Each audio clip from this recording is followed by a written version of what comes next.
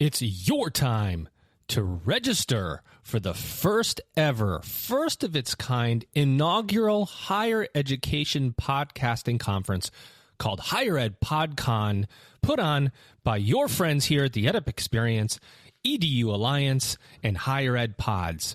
Podcasters, producers, students, strategists from all over higher education are coming together in Chicago, Illinois on July 12th, 2025 on the campus of the University of Illinois, Chicago to have a podcasting conference. It's the first ever, first of its kind. It's never been done in higher education before, and we want to see you there. Become one of the first sponsors, first attendees, first panelists or presenters at Higher Ed PodCon on July 12th, 2025 in Illinois, Chicago. Register now at higheredpodcon.com and join us in Chicago. Welcome back, everybody. It's your time to EdUp on the EdUp Experience podcast, where we make education your business. This is Dr. Joe Salustio back with you on another episode. Yes, as I have said many times before, I will never stop podcasting. Although as of late, I will admit, Elvin Freites, for those of you that listen, you know he's the co-founder of the podcast. We've been doing this for 5 years, 1,100 or so episodes. Sometimes we do get tired. And right now, Elvin's pretty tired. He's been producing episodes like nobody's business, pumping these things out. Right now, we have the Academic Integrity mini-series going on with Pangram, who's sponsoring that, talking all about academic integrity. We have the President Series going on within the podcast, where we continue to interview trailblazing college and university presidents from across the world. We have other administrators that we interview. We have 24 podcasts in our network, so we have other shows, and Elvin is the center of all that when people have questions in our network about what do I do technically, or how do I do this, how do I do that. So we're going to wish Elvin well, make sure that he's getting a vodka soda every now and then, or warm milk if he doesn't drink. Either one is fine, and wish him well, and continue. Secretly, I'll behind the scenes put as much pressure on him as I possibly can, because that's what co-founders do to each other. No, we appreciate all your great work, Elvin. I want to remind the audience something that I do in my spare time, if you didn't already know, is that we've turned a part of our website into a publication magazine, online magazine called EdUp Editorials. And we are publishing articles that our colleagues across higher education write. You know, maybe you have something that you want to say is the wrong word. You have something you want to write about your college or university. Perhaps it's a new building that you've built, or a donation that you received, and the transformational impact it's going to have. Maybe some student metric that has great impact, something, a new program launch, and you want to write about it and announce that something's happening. Maybe you just want to opine about higher education leadership. And you go to the trade publications, and sometimes those trade publications, they're like, nah, there's no angle there. It's not really newsworthy. We think it is. We want to publish those articles for you on your behalf and send it out to our worldwide audience. That's EdUp Editorials. Check it out on our website at edupexperience.com. You can send me those articles to my email on LinkedIn. It's not hard to find me, and we'll take those and publish them. That said, getting back to my original point of our President Series, is that we have another president here. And when I tell you this man's ready, I mean it, because I've done a lot of presidential interviews, and I popped on this Zoom, and he's got better podcasting equipment than I do, which tells me that this episode is going to be absolutely incredible. Ladies and gentlemen, here he is. He's Dr. Bob McMahan. He is president of Kettering University. Bob, welcome to EdUp Mike. How are you? Thank you very much. It's great to be here. I've never had opening applause on a podcast before, though. This is outstanding. You earned it. And by the way, thank you for listening to all that garbage. You know, I had to spill out all this self-promotion stuff before we get to you, and give you the opportunity to promote a little bit. Tell us about Kettering University. Where are you? Who do you serve? How do you serve them? Well, first I want to wish Elvin well and a quick and speedy return. But Kettering University is, well, you know, if you've talked to enough presidents, you know, everything is always sunshine and roses, and everything is wonderful, and they have the most special institution in the country, and they all rightfully feel that way. But I'm going to tell you today that Kettering is truly unique and truly a jewel in American higher education, because there is no other university that operates in the way that it does and delivers what it does for its students. And the reason I say this is it was actually created differently. Flint, Michigan is where we're located, and Flint was the centerpiece, where the U.S. automobile industry formed. Yep. Now, Flint 100 years ago was like Silicon Valley. There were people pouring into Flint from all over the world to fuel this new industry that was being created.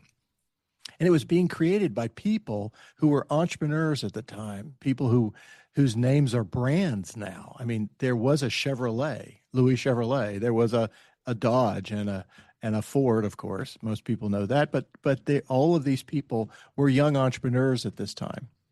And these thousands of people who were flowing into Flint were coming from all over the world, mostly unskilled, untrained. And they were coming to work in this industry that required skills, that required engineering skills, technical skills, et cetera. So the people who created this industry, Charles Kettering was one of them, realized that if they didn't create some way to train these people, that they wouldn't be, they couldn't participate in the growth of this industry. So they created a school. But they created a school on a very different model. It was a hybrid kind of some of the cooperative programs that Charles Kettering had helped found down at the University of Cincinnati. It was also a hybrid of the apprenticeship experiences. There's an amazing mining tradition in Michigan that goes in the northern part of Michigan, especially copper mining. And there was a very formal and structured apprenticeship tradition associated with those mines. They brought all that stuff together in the early 1900s, and they created a school around it. On a very different model. They said, if we're really going to train people, to master something rather than just learn it, they want to train them to master it. We have to teach them the technical stuff with the book smarts. Yep. But we also have to have them practice it as they're learning. Charles Kettering once famously said it much more eloquently than this, and I'm going to mangle his quote, but essentially the gist of it is this: if we trained musicians the way we train engineers, we would make them take 12 years of music theory before we ever let them sit at a piano. Are you kidding me?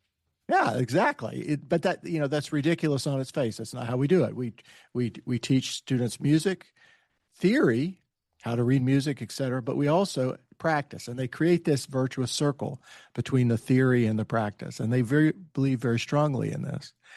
And so they built a university ultimately around that model, where students, when they enter the university, they enter a rotation, 12 weeks here at the university, and then 12 weeks in a professional role in a professional organization and a placement that is appropriate to their discipline and helps educate them on the practice of that discipline. So a student might enter a mechanical engineering curriculum, say, and they spend 12 weeks in this very intense learning environment.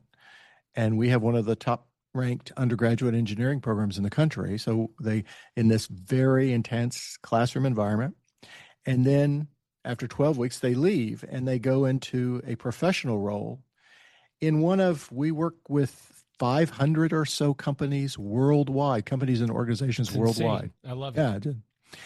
And they're not just corporations, and they're not just in one area like automotive or medicine. They're across all these disciplines, all these domains. And there are also organizations like federal research laboratories or research, institutes. Whatever is appropriate to kind of the educational, the career outcomes that the student wants to develop. And the student enters this rotation and continues in this rotation for the entire time they're at the university. 12 weeks here, 12 weeks in a professional role, 12 weeks back to school, 12 weeks in a professional role. And as they're advancing in their coursework and they're gaining more knowledge, they are advancing in their professional roles.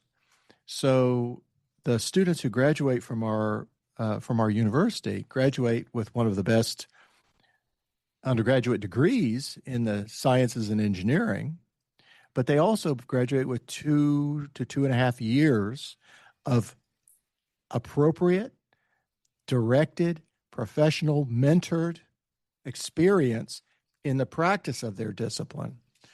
And that creates an amazing outcome for students. It creates a completely different outcome. I've never seen an institution, and I've been associated with a number of institutions over the course of my career. I've never seen one that produces the outcomes that this one does because of this model. Our students, our students often graduate in supervisory roles. I mean, what I like to say to people is, our students tend to graduate into mid-career because they've already gone through the introductory part. They've already gone through the learning. They've already gone through how do you work? They've learned all the things that we say are so valuable and so meaningful and so needed in graduates, working in teams, understanding organizational behaviors. How do you take an idea and move it through an organization to make and be effective in that? How do you lead in an organization? How do you interact with various aspects of a company? You may be an engineer, but there's marketers, there's salespeople, there's all sorts of functions that you need to be aware of and be able to work with. All of those skills you cannot learn in a classroom. You just simply can't. But they are so needed in a professional life. Our students with this model, they acquire those skills while they are a student, and that produces an amazing outcome.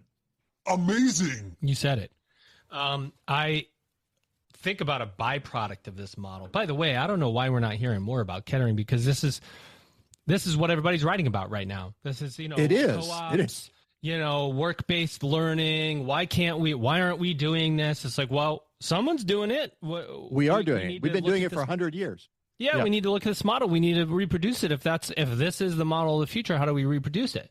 But I'm thinking about byproducts, and I'm going, higher ed, and you know this because you worked at some big universities. There's a lot of inertia and faculty and all these things and curriculum updates and so on. It's like, well, if you go and you do 12 weeks of school in theory and you're learning all these things, and you go to the employer for 12 weeks or the co-op or whatever kind of company, and you're working on those skills, and you come back for that next 12 weeks of theory and you go, wait a minute, I saw that happen at the business, and that I'm not sure that's all the way right. We got to talk about the reality of the workplace. So now I've got my curriculum better be flexible and movable and updatable, which means your entire governance structure has to be evolved far beyond what higher ed experience is normally, right? Yeah, absolutely. It's a great question because, one of the things that I've learned a couple things since coming here. And I've been the president now for almost 14 years. So I've seen. By the way, the rest of the industry thanks you for upping the tenure average. You're like one of a few people that's upping the average instead of declining. It's going down, isn't it? But it's a higher ed's a hard business. But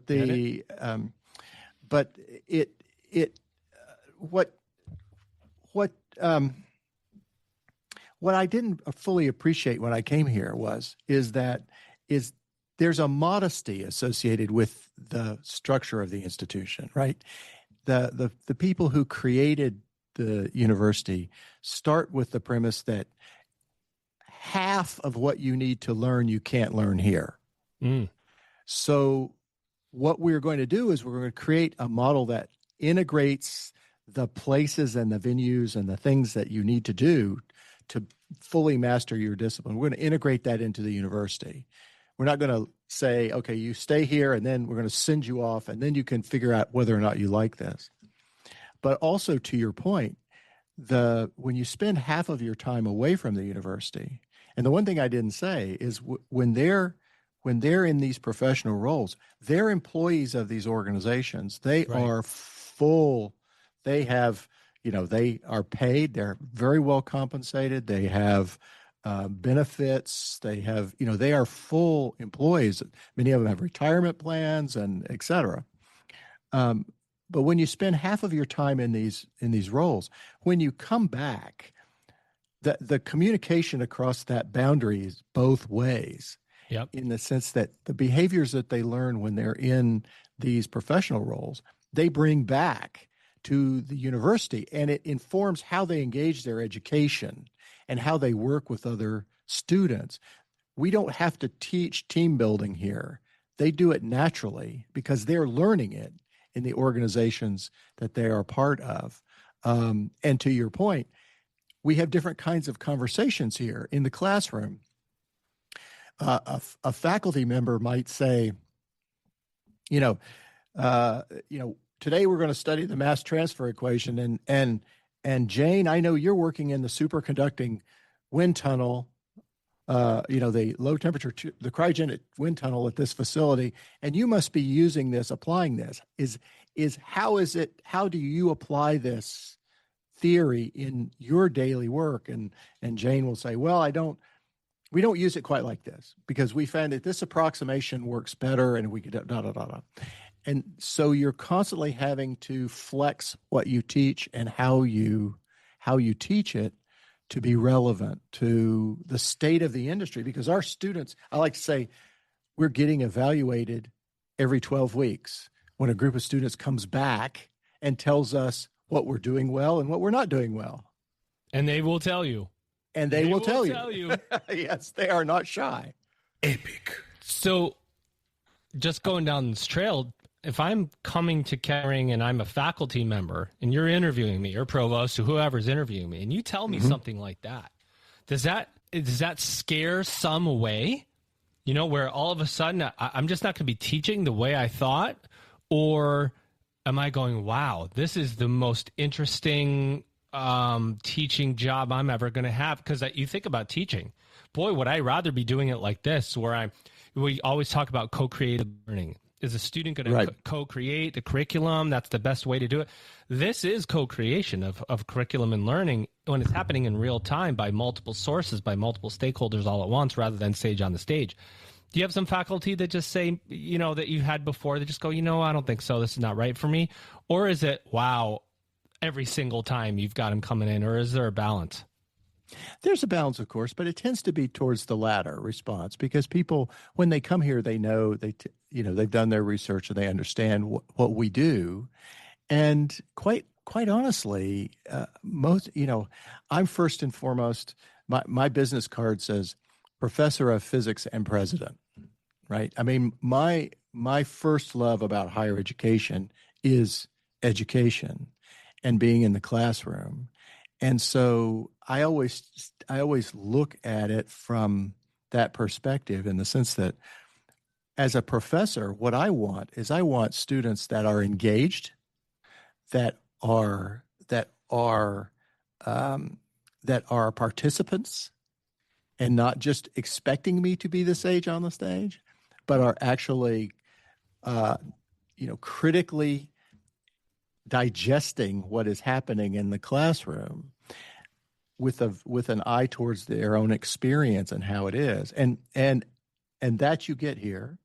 And also, one thing I like to say to people is that it's as important often to know what you don't want to do as what you want to do. And so one of the things that's beneficial, is kind of a side benefit of this model, is you get to make those kind of early missteps or early course corrections, if you will, when it's still at a low impact time in your career, in the course of your career. So a student can say, and this happens here, we'll have a student say their entire life, they've grown up, they've always wanted to be a mechanical engineer, and they get into mechanical engineering, and they're in the class, they're doing really well.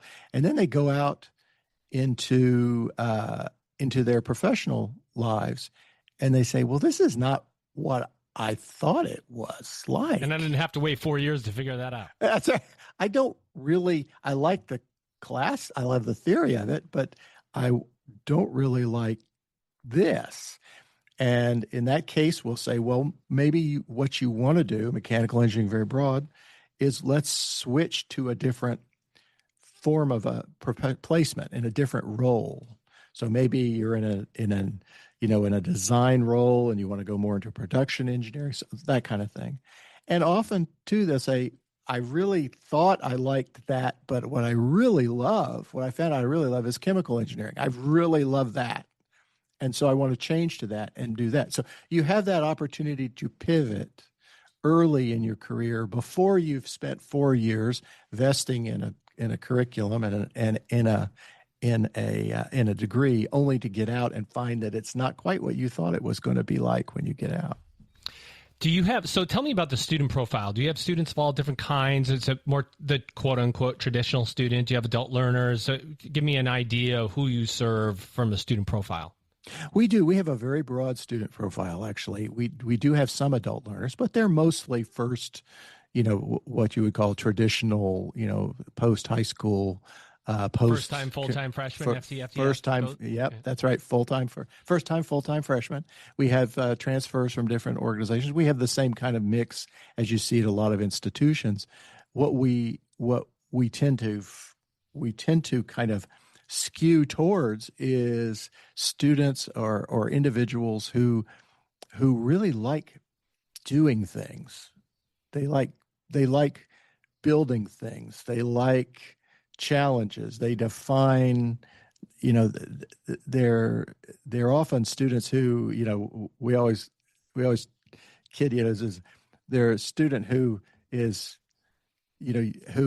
wants to study engineering, but you go to their house and you go in the garage and there's just this amazing collection of airplanes or something, that they've built. I don't know if that makes a lot of sense, but there's a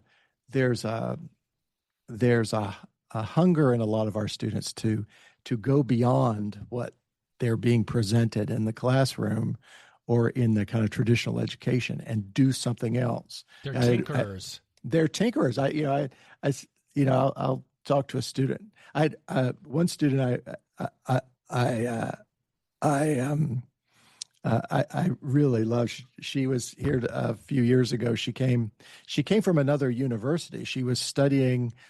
She was in a Asian languages curriculum, and but she transferred to our university. And I said, and I saw her one time. She was working in the library. She was as a reference librarian. She was just working there as a student. And she had this Calc 3 book in front of her, and she was working on Calc 3. That sounds horrible to me. I'm sure it was great for her. As a physicist, that's like catnip. I walk. So I see it's Calc 3. So I walk over and said, struck up a conversation. and said, and she told me her story and how she had she was going into Asian languages, and she really wasn't passionate about it, but she realized that her real passion, what she really did was suspension design. As a suspension design, she says, I just love bridge suspension. Yeah, like bridges? any kind of vehicle suspensions, structural suspensions, any of these things. How do you do this? So she's passionate about that. So she decided she would abandon the Asian language. She would come to Kettering, study engineering, and work on suspension design. And she was the captain of we have a number of competitive teams. We have an aero competitive team. We have a formula team. We have Baja vehicle team. We have all these things, and they compete annually internationally. And she became the captain of the Baja team because she loved the design of this off-road vehicle. And now, fast forward, she's like the senior engineer, senior product engineer for like Mercedes-Benz or something. One of these big companies. She's way up in the company doing this, passionate about how do you make suspensions in these. That's the kind of student that we tend to attract. They're wonderful. They're just wonderful. It's so interesting because I think about it from my higher ed teeth were cut in enrollment and marketing. It's where I grew up. And I think today's student has their parents as involved, sometimes even more involved than they used to be because of the ROI conversation, right? Parents are going, hey, if I'm paying for college, I need to see my kid get out and have something to do. Boy, would I, as a parent, I'm going, ooh, I understand this model of higher education. Public confidence is declining. We see there's great value in higher ed, but there's a question on the ROI in some programs. Absolutely. Yeah. And you see something like this and go, wow, my kid's going to learn.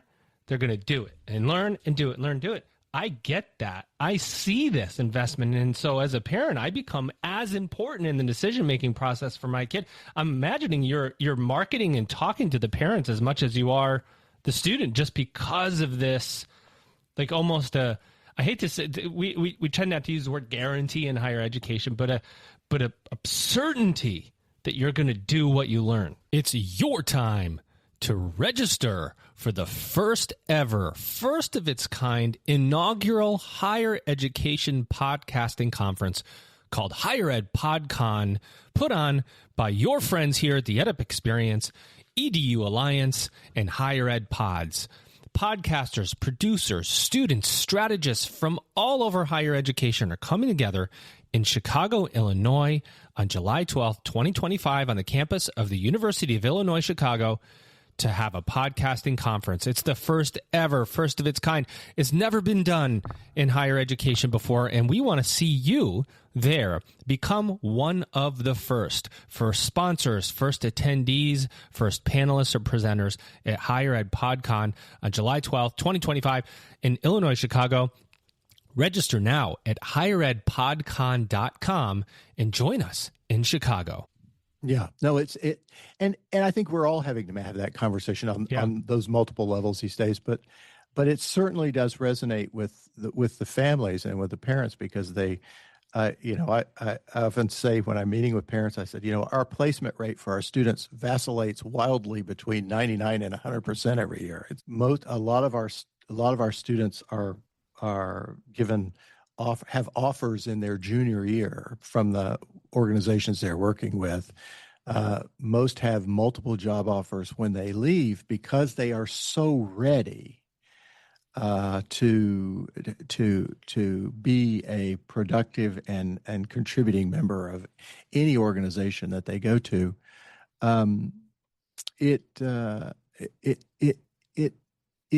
It's a very good conversation to have, because we can point to this and say, not only are they going to receive this outstanding kind of educational in the traditional sense, but they are already in the professional world when they leave. They don't have to make their way to it and learn it. They are already in it, and so and it's not just to those roles, but our students are typically accepted. We're one of the top feeder schools for some of the best business programs in the country and some of the best engineering graduate schools in the country, and business schools that require most students to go into the working world for a few years before they apply, accept our students right out of school because of this fact. So they start ahead. When they graduate, they're starting ahead, and they actually stay there because they not only get an early start in these areas, but they get earlier opportunities for advancement and early opportunities to fast track within the organizations, et cetera. So I often say that, to your earlier point, that Kettering is probably one of the most influential universities that most people haven't heard of, but there are very few C-suites out there, major companies, that probably don't have a Kettering grad in them somewhere.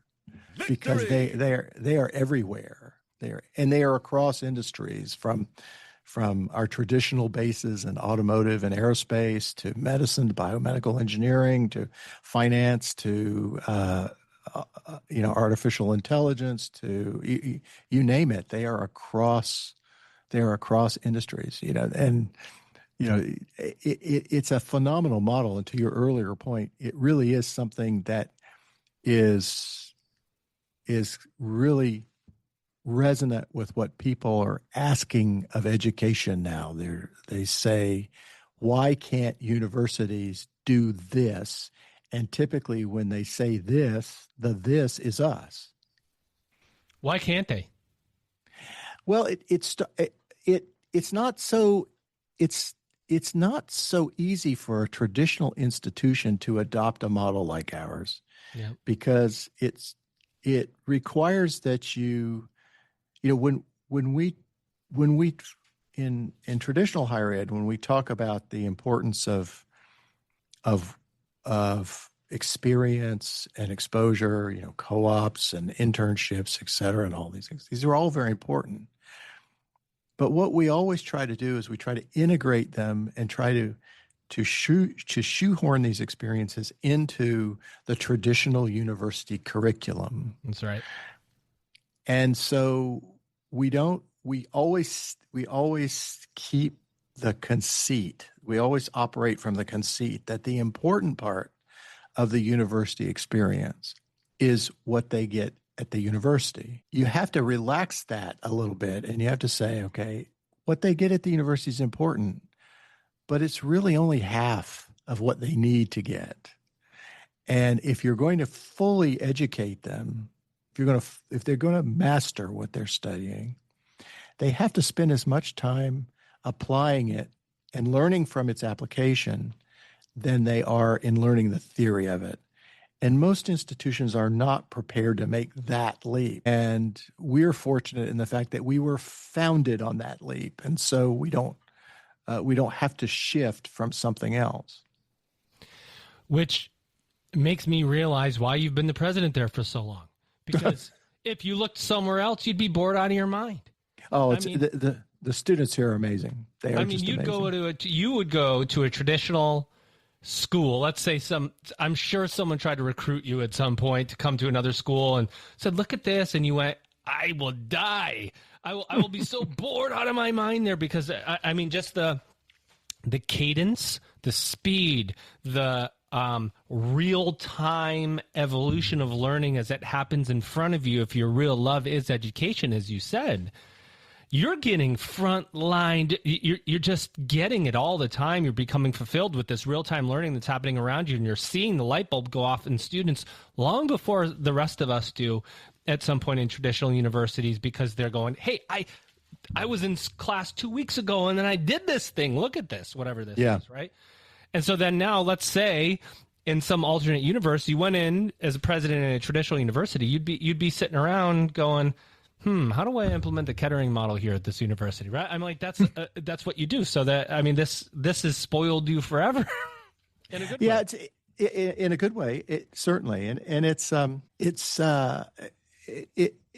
the proof here is really it's interesting. The proof here is really in the pudding, in the sense that my favorite part, and I'm sure a lot of presidents would say this, but my favorite part of my job is walking the hallways and interacting with students and sitting down with them and understanding their experience and seeing how that's playing out in their own lives. And it is a powerful thing. I mean, if we think back on our own professional lives over the course of our lives, and most of the parents out there, people who are thinking about this from a career perspective, if we're honest and we say, okay, where did you, of all the things that you use in your professional life, of the most important aspects of that, where did you learn those? Did you learn them when you were at university? And most people will say, no, what I learned, where I really learned what I needed to know, was when I got out and I started to work, and those hard knock lessons, those things that the victories and the defeats that we in the application. Then what if you didn't have to wait to acquire that part two? You could do it at the same time as you can integrate it into the university experience. What it produces in students, the students here, they are wonderful. They engage their education in a different way, and I've been associated with some very, very very fine universities over the course of my career, but I have never seen an institution that produces the outcomes and the kind of deliberate engagement of students in their education that this one does. It's really amazing. I love it. I had no idea. You're right. I didn't know either. And I'm glad that we're doing this podcast because I think more people need to listen to this and see the outcomes and understand the model. It's unique models in higher education that I think are the future. And although you've been doing this for a really long time, at least to traditional higher education, this is a really unique model that I think that we all need to look at. I would be remiss if we didn't talk about the employer angle here, and you have 500 partners or co-op opportunities. How do you get them?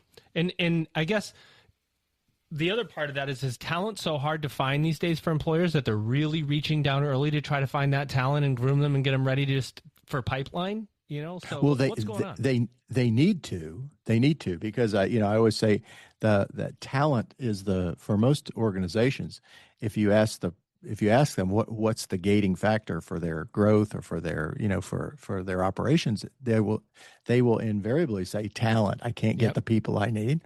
But but they don't treat it that way. They treat it like a hunting and gathering problem, talent acquisition. They say, okay, the universities produce this pool and we're going to recruit from the pool. They don't treat it like a supply chain problem. It says, okay, we need to actually actively cultivate this is so good. The people that we need. And we need to reach down. We can't just wait for them to graduate from college. We need to start reaching down the process collaboratively with institutions that are educating these students. And that's where this model works, because that's what we do is we collaborate with those organizations in that way. And to your question, that adds complexity to us because we have the traditional academic support services that a university has, the kind of things that work with students on their academic progress.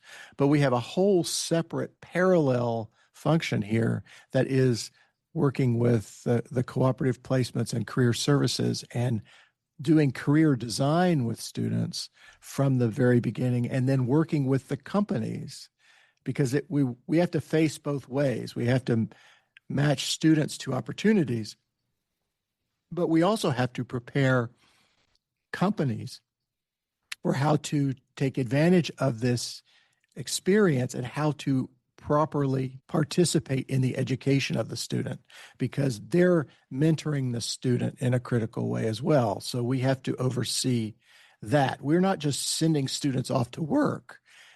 We believe very strongly that that's a fundamental part of their education. And that's how we deliver part of their education. And so we treat it as such. We treat it as a part of the university's education process. And so we have all the kinds of feedback and evaluations and assessment that go on with that experience that we would with a purely academic experience. So that adds a lot of complexity, but it's also how we recruit and nurture and maintain this network of organizations. And, it's funny because we talk about this all the time in the podcast, and so many where we have these stories within higher education. Well, we'll talk to somebody, or you talk to a president, anybody, and they say, oh, we had this one student who did X, Y, or Z. Because you're right. We send students out in a pool. We don't really track what happens to them. We have to a little bit more now than we used to, but by and large, there's no tracking. Kids go get a job, adult learners, they go get a job and, sort of disappear into the night. But actually that infrastructure, because I would guess it's an infrastructure, it's got its own, policies and practices and cadences, is actually protecting your revenue line. Because if you go to students and you say, well, we have this back end process here where we only have 50% of our students placed in their co-op opportunities, that student who's coming in goes, 50%, I'm not coming here. So you're actually protecting that revenue line by making sure that back end process is, so you have to have equal sight and effectiveness on and higher ed is usually front loaded. Recruitment, Yes. admissions, learn, and then the back end it's like, see ya. And you can't do that. You have to maintain We can't do that. balance. That's right, because and if you think of it on a very very simple level, if a student is, let's say we have a student who's having challenges or having difficulties, that is going to often express itself initially in how they interact in the working world. Yeah. And so we need to be able to understand that, to see that, have visibility into that, and to be able to bring that into the academic side. So when they return to campus, we're ready to manage that situation and say, we noticed that you've had some trouble here, and because if we don't, it's going to have an expression in the classroom. Yes.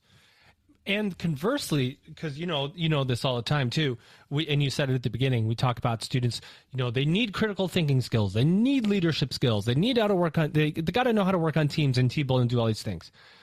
And it's like a fascinating thing. We send you into the workforce as a student at the 5th year or whatever, you get your bachelor's and you go into the workforce, and all of a sudden you don't have summers off anymore. And you don't have as many breaks as you used to have. But we've had 4 years of you taking breaks and having summers off. And it's That's like, right. If you want to really prepare students for the workforce, they should be going to school year round, in my opinion. But I mean, all of a sudden it's not right. So one way or the other, you have to expose them to the employer, expose them, AI is one of those things. Your students are seeing AI working real time and bringing it back. Absolutely. So it's just my mind is blowing to bits right now because I'm, in the search for models and the search for new ways of doing things. It's often that we have the gems. We just have to communicate that the gems exist. And it seems like Kettering is Kettering is a gem. Yeah, it's a frustration of mine. Sometimes I'll be listening to the radio and you'll have the panel of talking heads, and they'll be talking about, well, if only education would do X, if only education would do Y.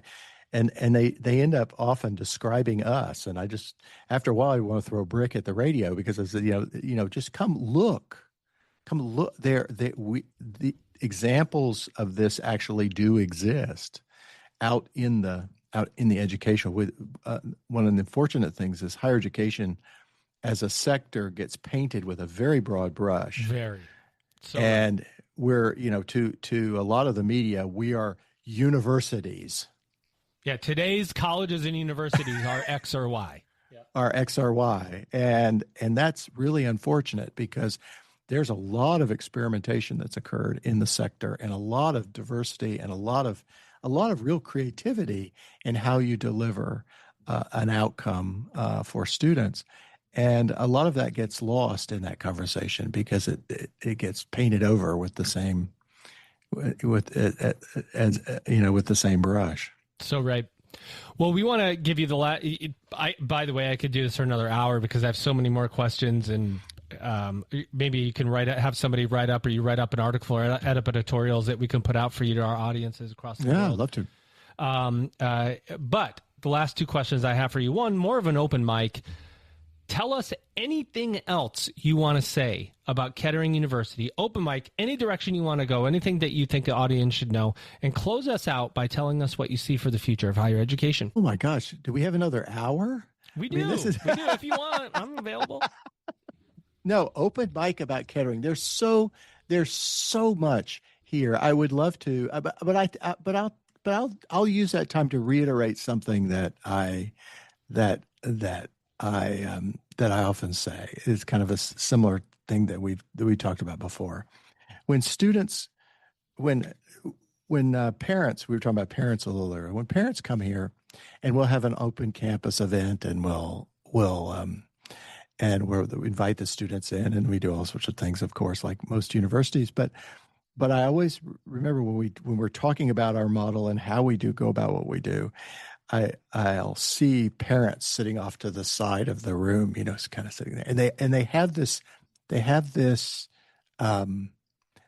look on their face that I've come to recognize, and I'll go over to them and I'll say, I know exactly what you're thinking. Nailed it. Yeah, you're thinking this is an awful lot to ask of my 17-year-old daughter or son. what you do here.